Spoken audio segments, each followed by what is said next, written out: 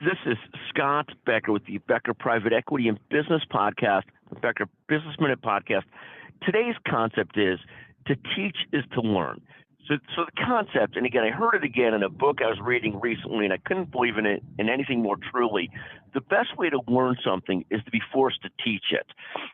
Uncommon Hospitality, a great book that I've been listening to lately, talks about this again, how constantly having managers have to teach something to learn something. If you want to teach somebody, you could do it in multiple different ways. One is didactic method of teaching, where you sort of talk at them and lecture them. And this works with some people, not all of us. Other people learn by reading, other people learn by watching, all kinds of things are different. But I believe that one of the best ways to learn is to force oneself to teach.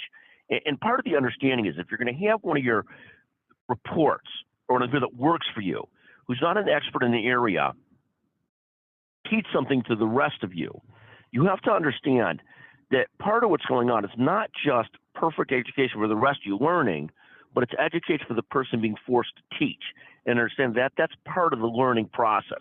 We're a huge fan. When I first started teaching health law 100 years ago, it was I learned more about health law by teaching a couple courses at a law school than I did in all my years of studying health law to that point.